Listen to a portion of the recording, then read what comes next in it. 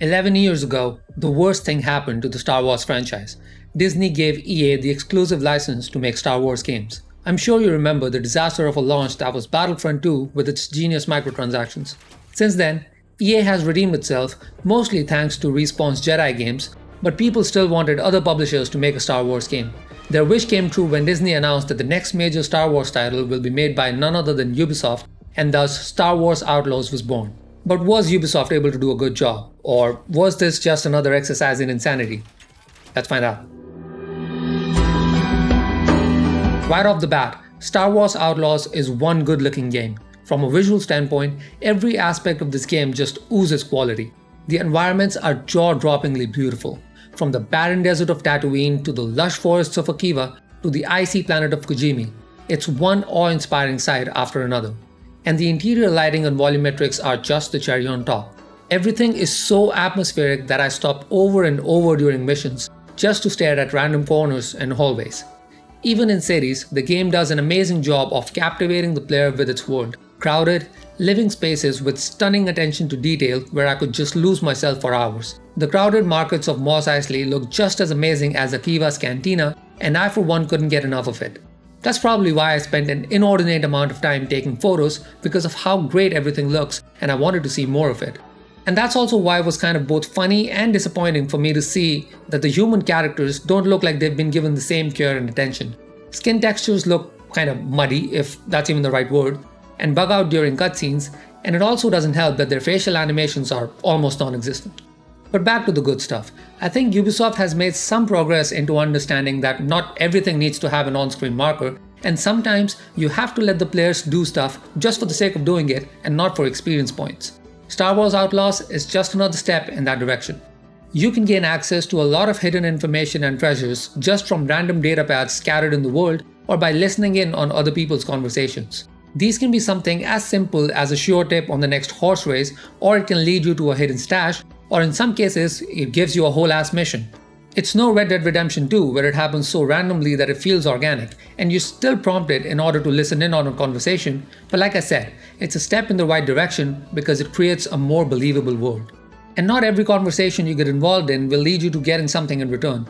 Sometimes you'll get roped into an argument between different people, or you'll get an option to bail someone out of trouble or help someone else in need. Things that don't necessarily have a material outcome but add some flavor to the world while revealing more about the world around you.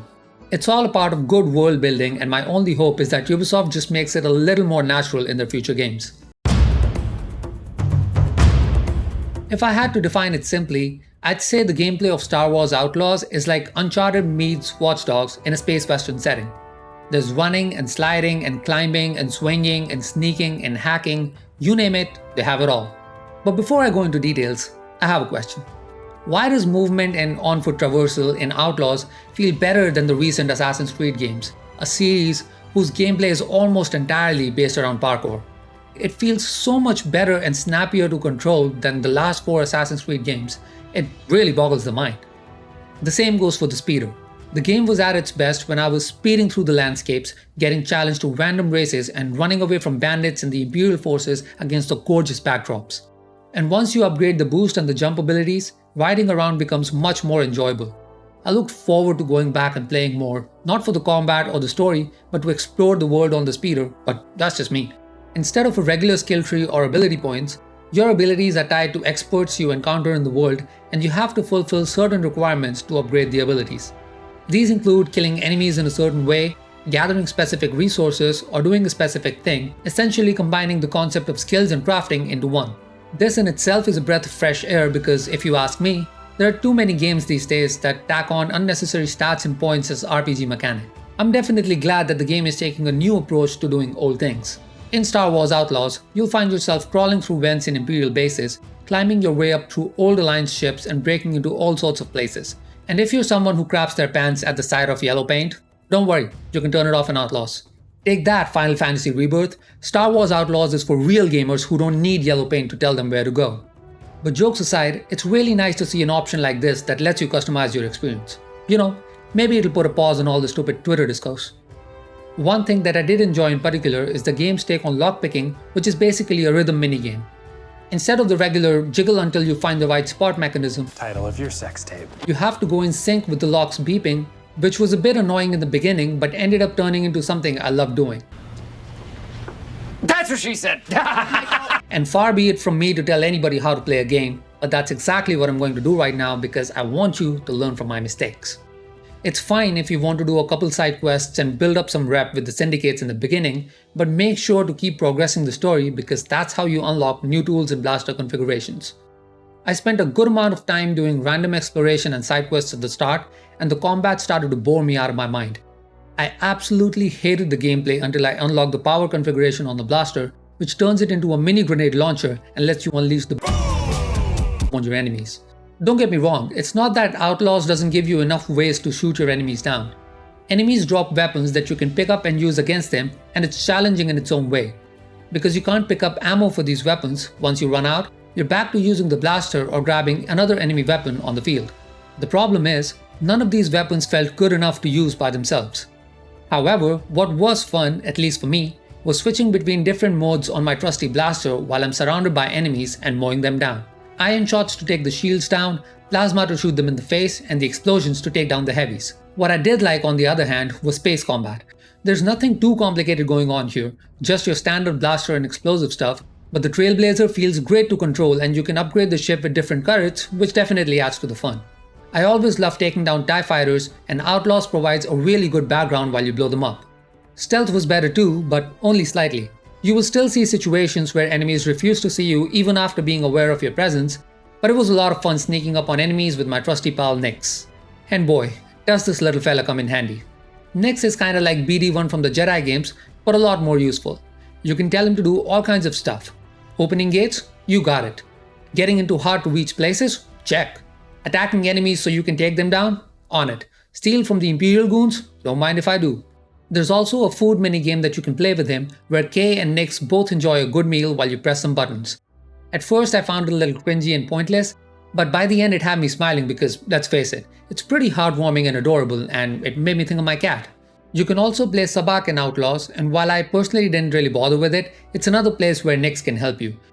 You can look at this fuzzy little cutie to look at the opponent's cards and cheat your way to some winnings. My favorite thing was using him to distract enemies, where he would draw their attention by very dramatically falling down and playing dead. I fully believe that this little baby shows more personality than half the cast in the entire game. There's one mission where you lose Nyx and have to go and find him, and that had me on edge the whole time. Now, mind you, it's a stealth mission, but I was worked up, so I killed every single enemy as loudly as possible. As my buddy Patrick Swayze said, "Nobody puts baby in a corner." As the game's foremost outlaw, Kay is tasked with putting together a crew to pull off the heist of a lifetime. The story takes place between episodes 5 and 6, so on your journey you'll come across some beloved characters from the classic trilogy, which I won't reveal because, Spoilers. You'll be forced to pick sides, betray syndicates, and build a reputation for yourself in order to get ahead. The crime syndicates and outlaws remind me of the gangs in GTA 2, where getting cozy with one group will inevitably lead to conflict with another group. There are 4 syndicates in the game: the Hutts, the Pikes, the Crimson Dawn, and the Ashiga clan. Each clan has its territory which you can visit comfortably if you have a good standing with them. Otherwise, you'll be caught on sight, thrown out, and lose a bit of your reputation for trespassing. Piss them off enough and they will shoot you on sight. Reaching certain milestones in your reputation level gets gang-specific rewards, and while maxing out your reputation doesn't have any significant effect on the story, you might get some unexpected help in your time of need. All this is happening against the grand backdrop of the big war that puts the war in Star Wars. The Empire is on the lookout for members of the Rebel Alliance, and obviously, Kay gets roped into the mess. And as such, the story has plenty of intrigue, secret plotting, and backstabbing. There are moments that made me go, "Holy Toledo, I didn't see that coming." And there were moments that had my jaw drop and go, You did. You crazy son of a bitch, you did. But these moments are so few and so far in between that getting to them is kind of tedious, and if you're also doing side content, the pacing falls off a little.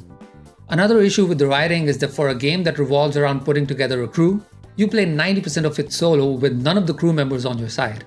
For the most part, you don't really see Kay and the crew together acting like a crew at all.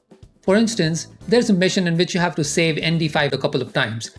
I won't spoil the details of how and why, but the mission really highlights how the game doesn't do a very good job of creating a meaningful relationship between the characters during the main story.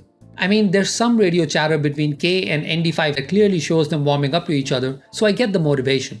But as build up, these events are pretty underwhelming, so even though ND5 is by far my favorite character in the game, it has so much potential to do a lot more with the character dynamics than it did. Because, it's classic Ubisoft to do something that's almost brilliant, but then fumbling and tripping all over themselves in the final leg. I'd be amiss if I didn't mention some of the bugs I encountered during my time with the game. Now to be clear, none of these are game breaking and they're actually funny to encounter. There was only one instance where I had to restart a mission because I got pushed out of bounds. I've fallen and I can't get up! And as much as I loved riding around on the speeder, it was both surprising and disappointing to see that you can't shoot enemies while riding. The only way to do so is to use your adrenaline rush ability, which is pretty much like Deadeye mode in Red Dead Redemption. It's cool as hell, but why wouldn't you give people an option to just shoot normally too? And like every other Ubisoft game, there's plenty of busy work to keep you busy. Syndicate missions, treasure hunts, pirate bases, imperial bases, you name it. Personally, I don't care for it, so I chose to ignore it, and after finishing the game, I'm still left with plenty of side stuff that I'd probably never do. I already mentioned character textures being a little iffy at times, and while lighting is spectacular most of the time, you can see some weirdness going on there too. For the record, I was playing on the max preset with ray reconstruction on, and while my RTX 4070 Ti Super was able to get a consistent 60 FPS at 1080p with DLSS on native DLAA, I did see drops down to 50 FPS while riding around on the speeder, especially on Akiva because of how dense the vegetation is, and on Kijimi because of the snow. Other than that, the performance is actually pretty impressive for a Ubisoft title. I don't have a 1440p screen with me right now, so I'll be running 1440p tests using DSR and I'll put my findings on Twitter. So go ahead and follow if that's something you want to know, the link is in the description. Overall, Star Wars Outlaws is pretty impressive and I'm happy that someone other than EA is getting a shot at the franchise. It's a beautiful, well-crafted world that offers more than you expect in terms of sheer spectacle, but once that spectacle wears off, the cracks begin to show. Fans of the classic trilogy will appreciate the return of familiar faces, and there's plenty of stuff to do in the game that'll keep you occupied for over 50 hours. Whether that stuff is worth doing or not, that's up to you. Where things begin to get muddy is when we talk about Ubisoft's practices. $70 for the base game, another $40 for the expansion and early access, and an extra $20 on top of that if you want the extra goodies. This model looks like it's heavily designed to upsell the Ubisoft Plus subscription. And it doesn't help that Ubisoft leadership makes bullshit statements like you need to get comfortable with the idea of not owning your games. Assassin's Creed Shadows is also on the same track. If you want to talk about a scam being normalized, it's this. The game itself is definitely worth a look. I went in with zero prior knowledge apart from one trailer and was pleasantly surprised. But it's also not something that you absolutely, definitely have to play at launch, especially if you're already playing something else. To put things in perspective, if it weren't for this review, I wouldn't have played it myself right now. So, in conclusion, if you're a fan of Ubisoft games and have been eagerly waiting to play Star Wars Outlaws this whole time, go ahead, I don't think you'll be disappointed. But if you're on the fence or if you're already struggling through your backlog, just take a deep breath. Don't let the Twitter crowd or the influencers or the marketing-fueled FOMO get to you. I mean, they're just doing their jobs. Finish whatever you're playing right now and wait, because let's face it, considering how quickly and how often Ubisoft games go on sale, there's a good chance you're not going to be waiting too long.